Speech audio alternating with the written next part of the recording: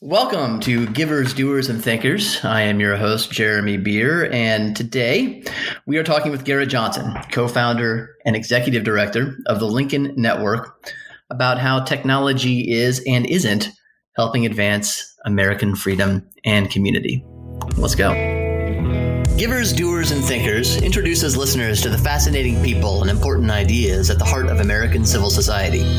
We speak with philanthropists, nonprofit leaders, social entrepreneurs, historians, journalists, and anyone else who will help us understand contemporary civil society's achievements and failures. We also sprinkle in practical advice for nonprofit leaders and fundraisers. My name is Jeremy Beer, and thanks for joining us. All right. Thanks for joining us on this episode of Givers, Doers, and Thinkers. I am speaking to you from downtown Phoenix, rather quiet these days, and we're honored to have with us today Garrett Johnson. Garrett's the innovative leader of a really innovative nonprofit organization, the Lincoln Network, that is itself concerned with, you guessed it, innovation, and especially the intersection of technology and liberty, which also means the intersection of the tech industry and government. Needless to say, this is a really interesting area to be working in and to be thinking about right now. We'll talk to Garrett about the challenges of leading a nonprofit in the current environment, while also delving into the substance of what Lincoln works on. So, without further ado, welcome, Garrett, to Givers, Doers, and Thinkers. Yeah, thank you for having me. It's an honor. You have told me you're coming to us from San Jose today. That's right, Jeremy. I am enjoying beautiful weather and high taxes and everything else that comes with living in California. Well, I'm enjoying really, really hot weather and only moderate taxes and everything else that comes with living in Arizona. So All right. They're very different places. There's good interchange between California and Arizona. Yeah. Yeah. Well, hey, so you're as I said in the intro, you're the co-founder and the ED of the Lincoln Network. And I'm just going to read this and ask you to elaborate and tell me what it means.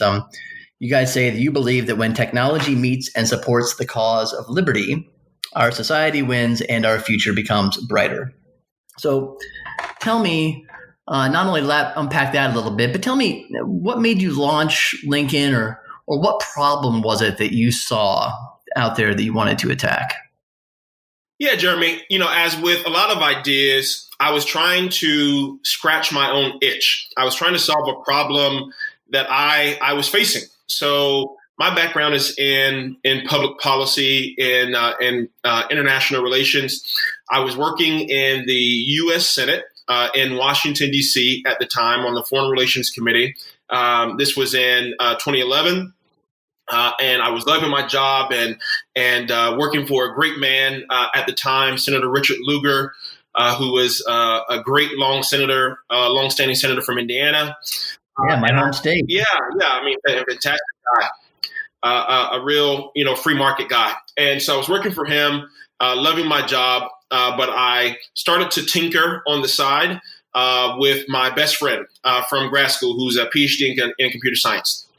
And so we started to tinker on this company, on this idea. We applied to this program called Y Combinator, which is sort of like a boot camp, sort of the best boot camp for startups in the world, and it's based in Mountain View, California, which is in the Bay Area. And so, in order to participate in YC, if you get selected, you have to move to Mountain View. And so we were fortunate to get selected to participate, and so I moved from my comfort zone of working in public policy and in government, and I moved out to the Bay Area where I had no professional connections, no personal connections. I'd never worked in tech. No background in entrepreneurship. So I was a bit of a fish out of water. And I was still very much interested in what was going on in public policy in Washington, D.C. So I wanted to interact with other people who cared about that as well, who worked in the tech industry, who cared about civic engagement, and who generally saw the world through a free market lens. And when I moved out here, there was nothing that I could plug into, nothing like that. This was the early days of Airbnb and Uber. Facebook was just emerging from being a campus-only platform to opening itself up to the larger U.S. market. So my friend who you know, Aaron Jen, who's now my co-founder, he and I just started to organize happy hours to target that community. And Lincoln, over the past few years, has grown from happy hours to the organization that we have now.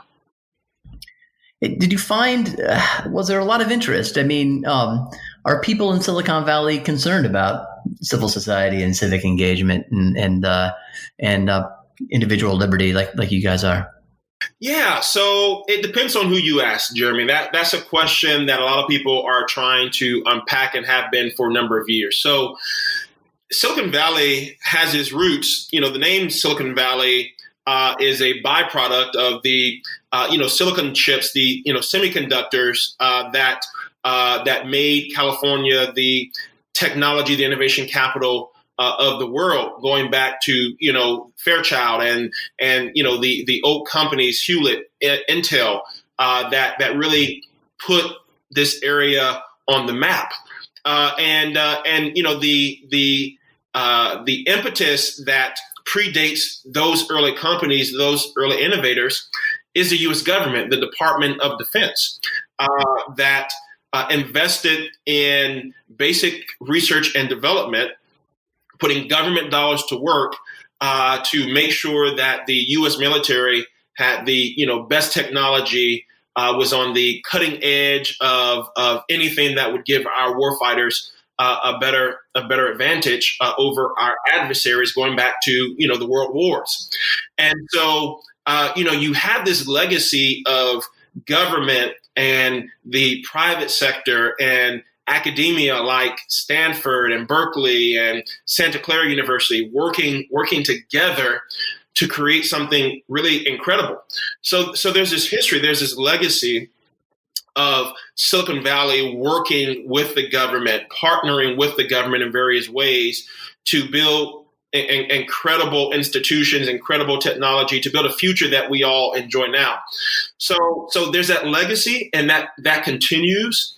Of course, depending on the administration and sort of the temperature of the country, that ebbs and flows. So, during the Bush administration, during the Iraq and Afghanistan wars, there was this turn inward where tech was very much just focused on building technology and very insular. And then when Obama came to office in 2008, he was a cool president that all the nerds wanted to hang out with. And he was a Democrat. And so, it was okay to sort of virtue signal and support and embrace him. And so there was this resurgence of interest in the tech industry engaging in the civic space, but not only at the federal level, not just with the president, but you saw this emergence of technology at the peer-to-peer level, where Uber and Airbnb were impacting cities and counties and states in a way that had never been done before. Sort of this social layer of technology really wasn't as robust, didn't really exist until sort of the end of the George W. Bush administration going into Obama's administration. And so you've seen this resurgence of interest in tech professionals looking to try and bring their expertise into government. So we've really tapped into that. And Lincoln is building this community of technology professionals who want to use their skill sets to advance liberty and these timeless ideas that we all believe in, trying to make sure they are relevant in the 21st century. Yeah, that can cut. It strikes me that this could cut both ways, right? From the perspective of a robust and free, independent civil society, having leaders in tech collaborating with leaders in government could be a good thing, or it could be a bad thing. Right. That's right. I mean, you can speed up a lot of bad, stupid ideas with technology, and government. It's a feature, not a bug, as we would say in tech. Government moving slow is by design. So you don't want to speed up really stupid decisions too much. But I think that there is this reality that most Americans have, very tactile, very personal reality that, hey, if I can have really seamless, great experiences with Amazon or Walmart or any other, app that's out there, if I can have a really pleasant experience using their technology, why is government so bad? Like during one of the largest health and economic crisis in the country, why are government websites crashing and failing and not enabling people to get unemployment checks and things like that? Like, Americans are now expecting better technology, better services from government. And unfortunately, as we've seen in just the past few months, government has been tested and found wanting. Well, we'll come back to this, I think, because obviously you're right about that. And it is something that's extraordinarily frustrating, I think, for the average citizen. But I want to go back. So let's go. You can hear it just a little bit in your voice that you were raised in the South. I think you're from Florida originally. Is that correct? That's right. Florida native. Talk to me about your personal journey growing up in Florida. What sort of civil society you may have encountered there, and then how you got to be working on the staff of Indiana's senior senator. Yeah. So, people ask me, I'm a Black guy, which your readers or your listeners can't tell because they can't see me. And so, as a Black guy working in the, liberty movement, people often ask that question, like, what got you into this space? And it was interesting. There was a profile on Senator Tim Scott of South Carolina yesterday, who's the only Black Republican in the Senate, only one of two Black Republicans in Congress. Will Hurd is the other one, and he's retiring. So Tim Scott answered this question in an article yesterday when he was talking about his Justice Act to address the moment that we're in, the debate around police reform. And he said that he believes in divine intervention. He believes that he was born to be a Black man who has as he described it, a conservative construct, a free market liberty worldview. And I feel the same way in some ways, to some extent. My parents are not political, never worked on a campaign, never made a contribution to a candidate. But they believed strongly and still do in bottom-up change. That in their community, it's not the government, it's not some bureaucrat that's going to make sure their community is safe, that youth are provided with good examples to aspire to. It's their job to be that light, to be that example. And that's inspired by, long traditions of civic engagement in my family. That's inspired by, a Judeo-Christian sort of ethos and belief that my parents always instilled in myself and my siblings. And so I just grew up in a all Black neighborhood, low income community in Belmont Heights, which is an area in Tampa. And my parents were the only married couple in the community. My house was the hub for all of the other amazing kids in my community and parents.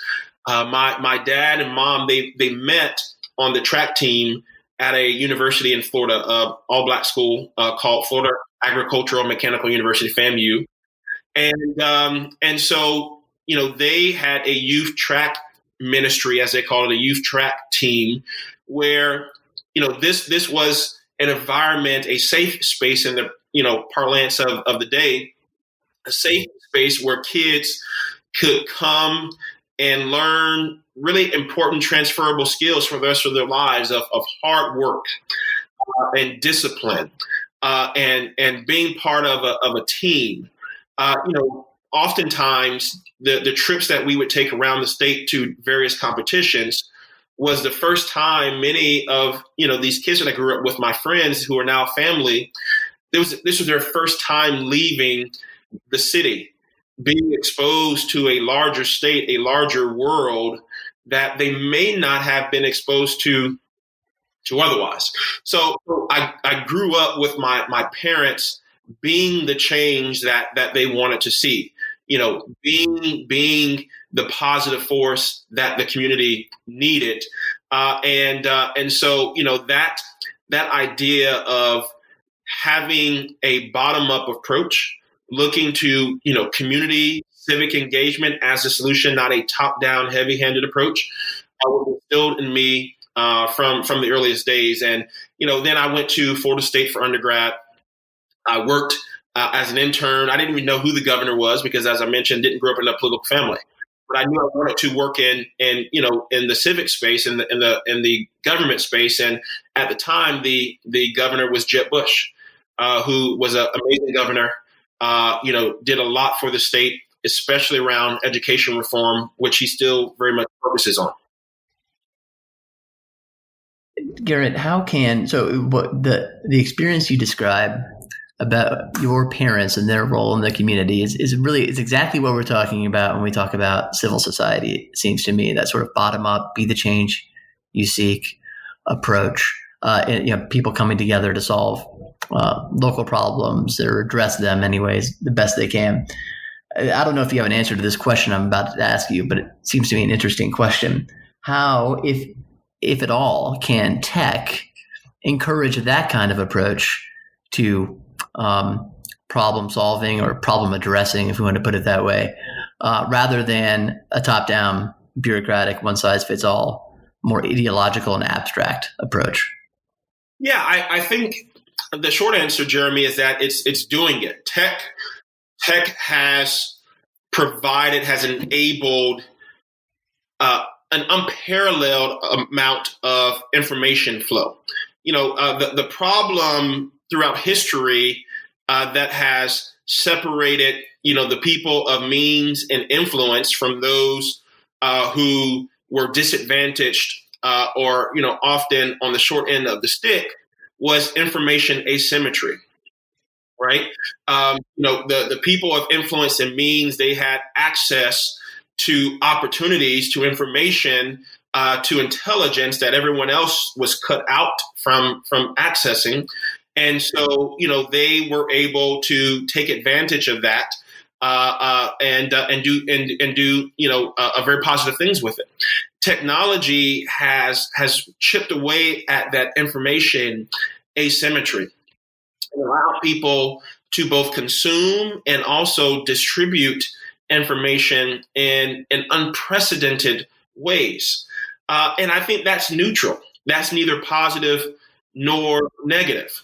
And so, the Charles Koch Foundation just came out with some polling yesterday that was interesting, asking the question, trying to get a sense of how Americans think about the role of technology in this current moment of protest and demonstrations and lots of questioning going on in our society.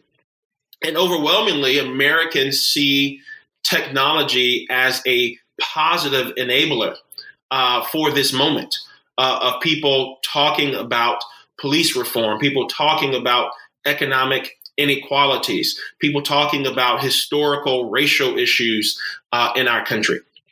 And so I see the tech industry and technology generally as being a tremendous value add to chipping away at information asymmetry, allowing people at every strata of society to be able to engage and solve problems for themselves and to educate themselves and to empower themselves. Garrett, what did you learn about civil society, American civil society, maybe just say America in particular, while working on the U.S. Senate Foreign Relations Committee? I would imagine that you had the opportunity to draw some comparisons in your own mind, if not, formally, with the sorts of nations that you were dealing with on that committee. Yeah, it was an incredible experience, and again, it goes back to great leadership. Senator Lugar was a person who believed in local action. His first role was on the school board of Indianapolis before he became mayor and then senator for Indiana for almost 40 years. And he set a tone that allowed for real positive work to be done on the committee in a bipartisan way. Fortunately, I left in late 2011, before the Titanic started to sink and everything went south in the Senate, and it became just a partisan cesspool. But Lugar set a fantastic tone, and so I got to travel to places where we were spending a lot of money. Is the job of the Foreign Relations Committee is to oversee all of the non-military money that the U.S. deploys around the world through the State Department, through USAID and other government entities. So I traveled to Afghanistan, to Pakistan, to India, to Haiti after the earthquake. I was an election observer there and helped to oversee lots of the activity that was going on there. For everyone who's tossing out accusations that America is such a horrible place to live, and we haven't made any progress, and people who look like me and who grew up in my neighborhood are in such a horrible position. I challenge them to go to a place like Haiti and move there, or go to other places that I've traveled to in other parts of Africa or Asia, and go live there. America is such an amazing place. We have our flaws, we have our issues, no question about that. But America and the civil society, the infrastructure, that the majority of which is private actors in civil society, in the private sector, is such a vibrant country, such a vibrant place to live. And so having the opportunity to travel as I did, that stands out to me as an important lesson to take away. And another important lesson to take away is the important role that technology plays in places like India or Haiti. These places have brilliant people, and in their own ways, they have strong civic and sort of philanthropic infrastructure. But they're just challenged by being sort of a few orders of magnitude smaller economies. In the case of India, not as much. They have a large and growing economy, but Haiti for sure, by orders of magnitude, much smaller. So they just have less resources to work with, and so they are really rich in aspirations and visions for their country, but they're just sort of constrained by limited resources. And so in that instance, technology can even play a larger role in helping these countries to leapfrog, using technology, leapfrog some of the public policy and social issues that they have. So, for example, when I traveled there in 2010, 2011, they were using cell phone technology in transformational ways that hadn't really been thought about here in the U.S., using it for telemedicine, a decade ago, for telebanking a decade ago, for communicating with farmers and providing them with agricultural information that helped them to be more productive, a decade ago. These are all technologies that are just sort of getting up to speed in the U.S. That have been critical, life-saving in many respects, and different places around the world. So really vibrant communities and civil societies that with more resources, again, not top down but bottom up, could solve so many of their own problems. We're going to be right back with Garrett Johnson. We're going to talk to him about what it's some of the challenges of leading a nonprofit like this.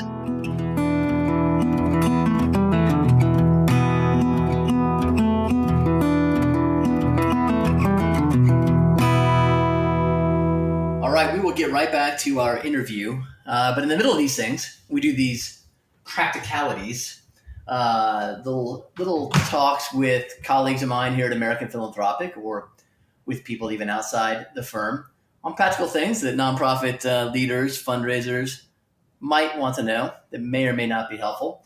And I am here with Devin Ironside. First of all, hello, Devin. Hello. Devin is our Director of Data Services here at American Philanthropic. He's also a certified Salesforce administrator, which means that we all just called him our Salesforce guru, right? Yep. And are you actually a guru? Would you think you have guru status yet? I've been called a wizard. I've been called a lot of very gracious things. All right. So databases, that's a lot of fun. And but people, one thing we encounter a lot with our clients is that their data isn't always in great shape, right? So tell us what you find. What are people screwing up out there with their databases that if they got them fixed, they'd be in a much better place to grow the organizations? Yeah. Many times with databases, what needs to be fixed, I think the first thing that comes to mind is honestly the mindset. I think databases for a lot of nonprofits are not a priority. They don't think of it as something they need to invest in. They don't think of it as something that requires continual improvement, that it's an iterative process. They just kind of want to throw everything into an archive somewhere and just be done with it. And so I think the first thing I kind of notice is that the mindset really needs to change. Whenever clients come to me, I try to really tell them, look, a database needs to be something you actually focus on, invest in. I think COVID-19 here recently completely proved our philosophy on this, in that when suddenly the emergencies came and people needed answers right away, if the database was not something that was accessible, if it was not something where data had been put in, if people were not following best practices with it, then they ran into a lot of issues, and it could have been avoided beforehand. My sense is that most nonprofit leaders, CEOs, presidents, don't think about the database until something goes wrong. Yep. So they're not including the data person in their leadership meetings. They don't have on the agenda on a monthly or quarterly basis, how are we doing with the database? Am I right about this? Well, you're exactly right. And the funny thing is, that's actually the second thing I was going to bring up, is that many times in an organization, there's a lack of ownership. Whether that's from the top and they don't give it to somebody, or just nobody has claimed it, especially in small organizations. Your database has to have an owner. There has to be a shepherd for that database. I think people think of a database as a very static, concrete sort of thing. And a database is absolutely a living organism. It will get bad. It's like a garden. It'll grow weeds. If you do not clean it up, if you not dedupe your data, if you don't standardize your addresses, that sort of stuff, it needs somebody to take ownership. We talk a lot about the problem of siloing with our clients between fundraising and program. Often of the silos we're trying to break down, but this is another example of siloing, right? Yeah. Where there's I guess nobody has ownership, but even if somebody does have ownership, they're not sort of in continual communication with the rest of the organization. Yep, they're either not in communication, or that person hasn't been empowered with the right tools to be able to get the answers to either the program staff or the development staff. And so you can ask for, certain data or certain reports you want, but if that person also just doesn't have the right tools, or that person doesn't exist in the organization, then nobody knows who to go to. Or maybe that person exists, and then because of the high churn we experience in nonprofits, especially in development departments, 18 months or so, the one person who knew how to run something, they're gone. And suddenly that database just kind of flies off into the nether, and nobody knows what's going on. It's crazy, because think about, can you imagine a for-profit business of any seriousness or size that didn't pay attention to its customer database? Yeah, no, it'd be incredibly foolhardy. And the fact is, we still see the importance when it comes to accounting. Most people don't mess with the accountants. They understand you've got to get your dots and zeros, ones and zeros, your dots on your I's and T's crossed. But when it comes to the development database, it's just not seen as a priority. Many times, nonprofits decide, the CEO. This happens mostly with the CEOs and the presidents. It keeps it in their head. It's all trapped on some spreadsheet somewhere. It's not cloud-based. It's not accessible. There's a lot of problems that are caused by that. Okay, those are two good things. You got another one for us? I do have another one. Probably, if I had to leave you with something, the most important thing, because people kind of many times say, well, that's great, databases, we want to have a good database, but where do we start? How do we know if our database is actually good or if it's actually not good for us? And your database is really simple, but your database has to serve two primary functions. It needs to be able to have data put in it, and it needs to have data get out of it. Yeah.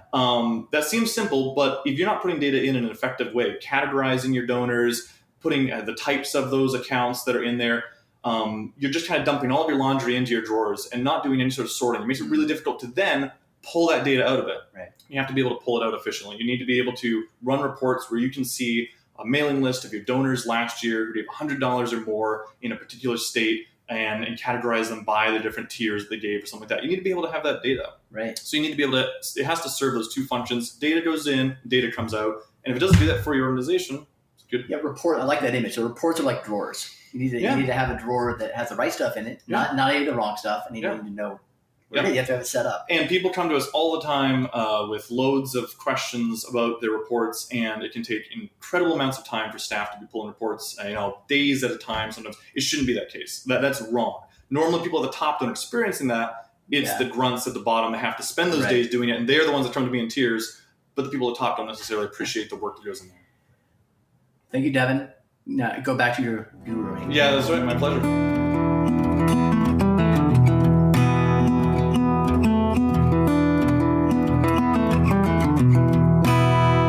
We are back with Garrett Johnson, co-founder and executive director of the Lincoln Network. All right, Garrett, I'm gonna switch gears here a little bit and talk to you about the job, the job of being a nonprofit leader in today's world. I don't mean just today's world as it's come to be in the last 3 months, but just sort of in the 21st century, the third decade now, the 21st century. What's been your biggest challenge in starting and leading this relatively new nonprofit, also one that's maybe not as easy for people to understand as helping puppies is, for instance? What would you say? Yeah, I just want to be clear. We like puppies here as well. So yeah, no, I'm pro puppy as well. Yeah. Let's be clear about that. And I meant no disrespect to puppies. Understood. No letters, please. Yeah. I mean, there is a big disconnect between the tech industry and arguably the rest of the country. Jeremy, we see that playing out in so many different ways.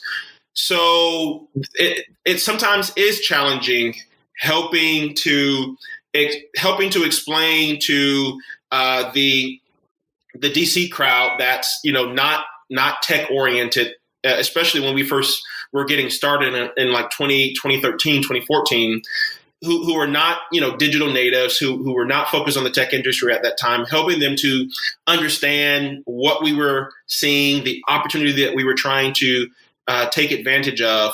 Was difficult. As you know, Jeremy, with American Philanthropic, the donor class in the Liberty movement is, they're seasoned to be charitable. It's a good way of putting it. Yeah. And so, trying to explain all of the various technologies and business models and platforms to, rooms that were filled with people in their 60s and more often in their 70s and 80s. It was speaking a different language oftentimes. And so trying to translate, we think of this, and it's sort of a techie phrase, but I'll use it.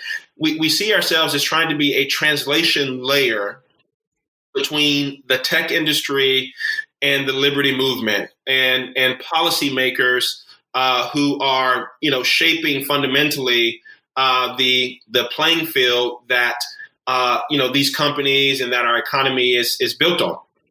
And so that has been our biggest challenge is trying to communicate. And it's not unique to us. I mean, it's a challenge of most organizations is trying to communicate the value of what you're doing in clear, simple, understandable terms. And so, that's something that we continue to focus on, that we continue to struggle with, because, and then also we're communicating to two very different audiences. We are tailoring a message that has to appeal to a very tech-oriented audience. And that message, as I just described, is going to be very different than the audience that we see, in the Liberty movement or in the in sort of DC. So that's probably been our biggest challenge. Fortunately, the timing, as often people say, a lot of life is about timing. It's sort of the serendipity, the luck of timing. And so fortunately, we started this at a time where there's this collision, there's this sort of clash between these two worlds. And it has only gotten, more exaggerated as we have, moved from, the early 2010s to where we are now over the past decade. And so there's been a growing demand, a growing tension, growing angst and concern about how these two worlds will interact. And so there's been a lot of interest, a lot of demand in what we do and understanding what value we can add.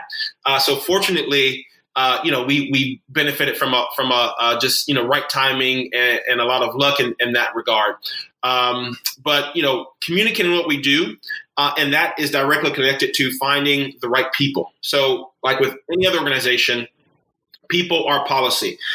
Finding really incredibly talented people and then empowering them to be innovative, be entrepreneurial is something that I would also sort of place as another the other big challenge that we face as an organization.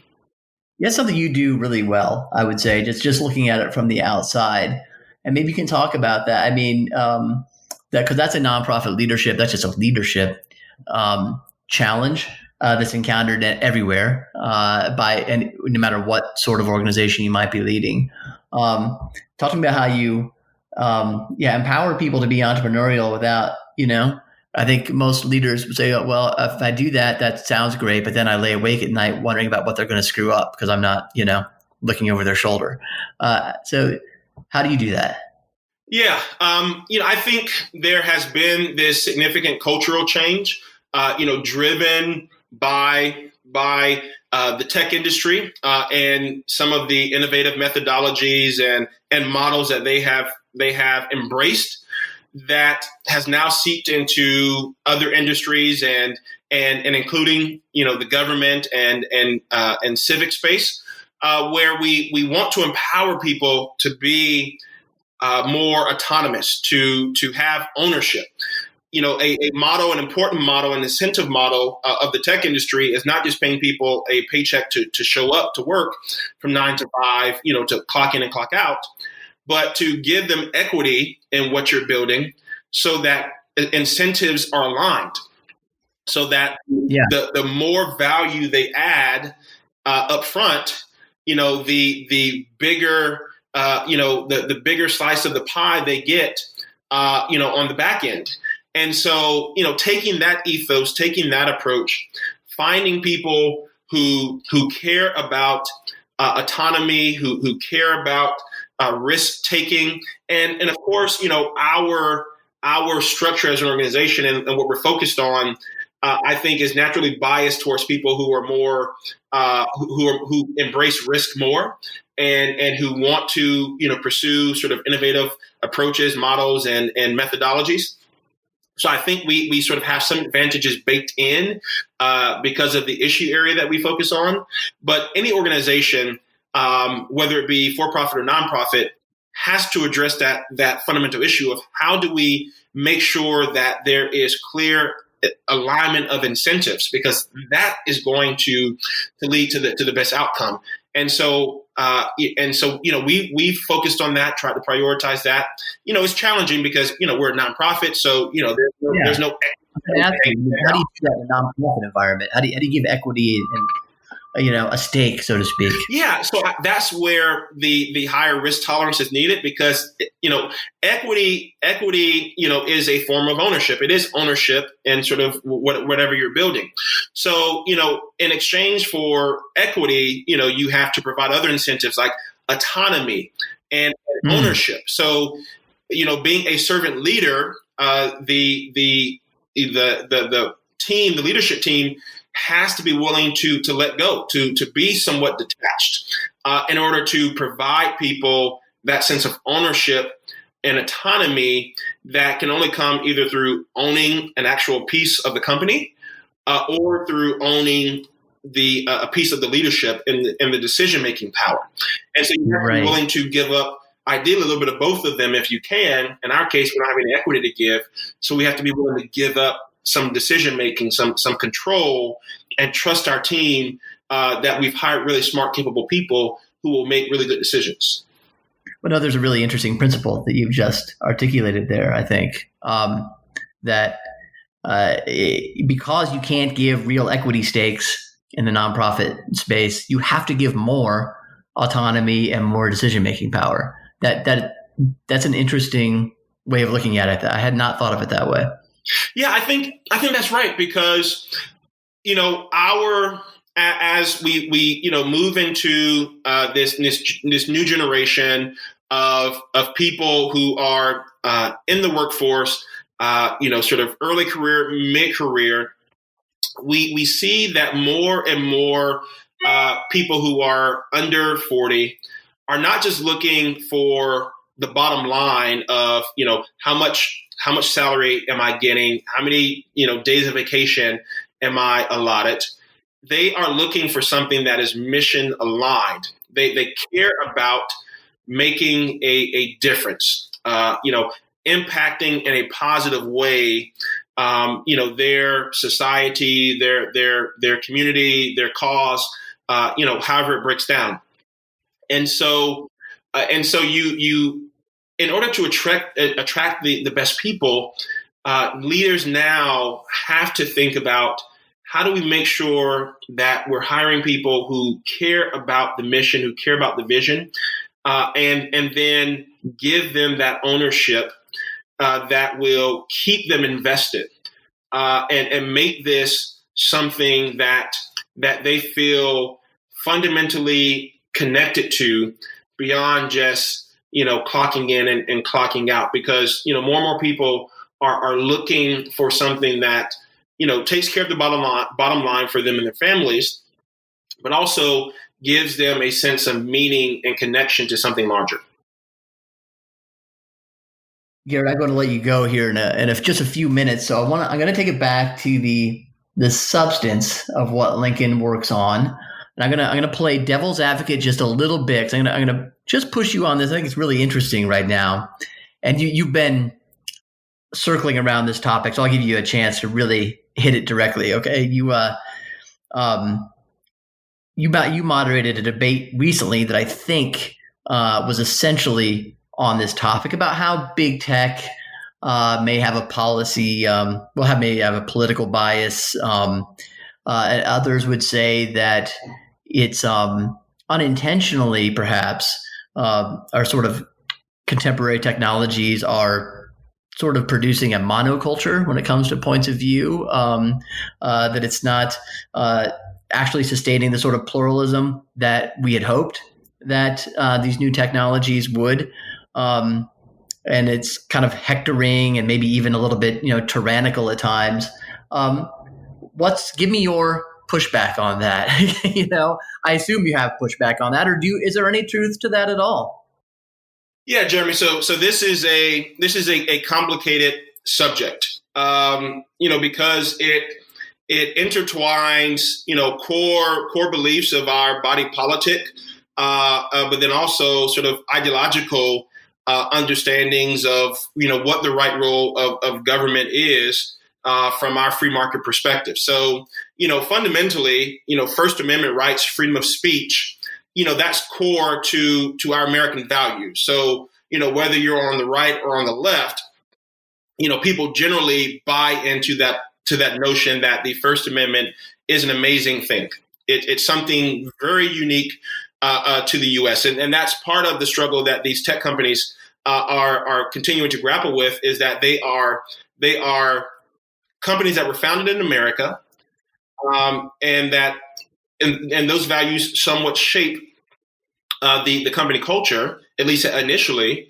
And so that First Amendment idea of freedom of speech shapes the company culture, but they're also global brands. And there is no First Amendment in Germany or France. And so how do you balance, the American understanding of speech and the normative aspects of our understanding of speech versus, how other countries are grappling with understandings of how to regulate or control speech. So there's that higher conversation that's going on. And then there is sort of the ideological lens of, as free market people, we've generally taken the approach that the government should not be in the business of telling private sector companies what to do, how to run their business. freedom of association.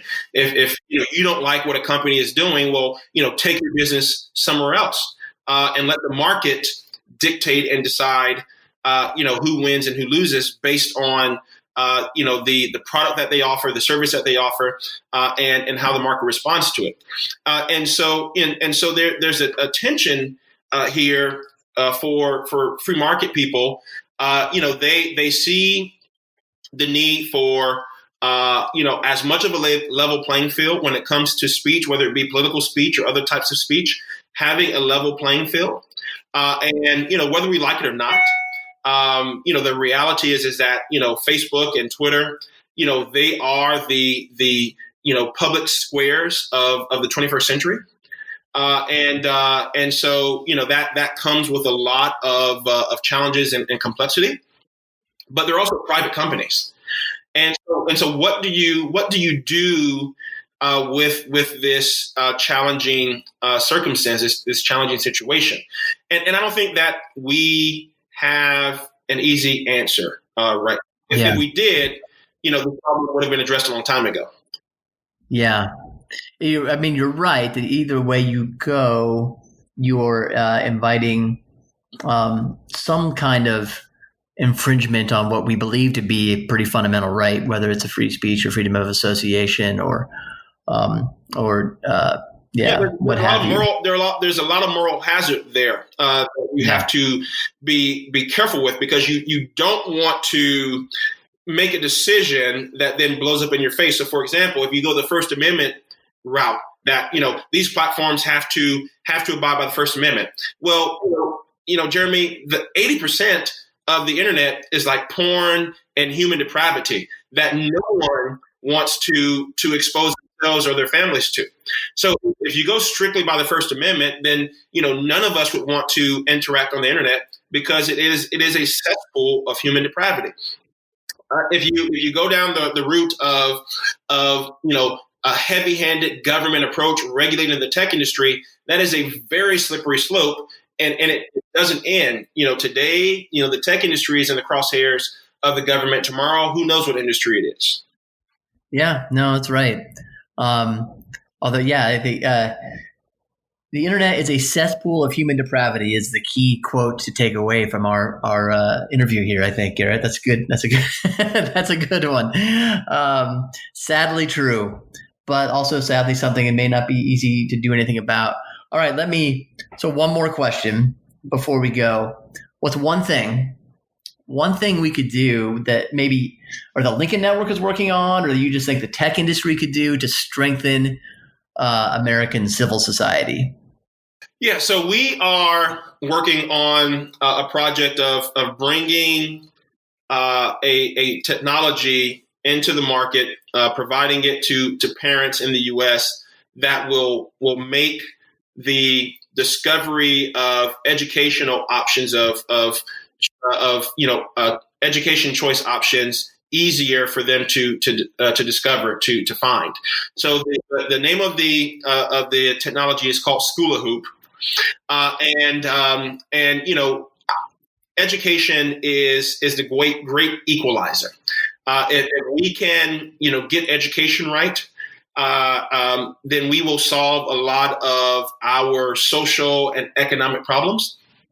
My colleague Ian Patterson, who is a great technology mind, his team is leading a project in partnership with the Miles Foundation on helping parents to more easily discover options, either private or charter or homeschooling or co-ops. And in this moment that we're in with COVID, that has never been more important. Empowering parents to understand their options across a number of factors that influence it. That's commute time. That's the environment that they want for their kids as it relates to diversity. To the curriculum. So, the technology that we're building in the education choice space, I think, is so important now more than ever. And so, we would love people to check it out, to give us feedback on that. No, I think you're right. It's sort of the empowered parents and overcoming information not just information asymmetry, but just sort of information deserts, so to speak. It's crucial to civil society. So that sounds great. Well, Garrett Johnson, thank you so much for being with us today. You can find Garrett and the Lincoln Network at lincolnpolicy.org. They do great work and really appreciate your being with us. Yeah, thank you, Jeremy, for having me.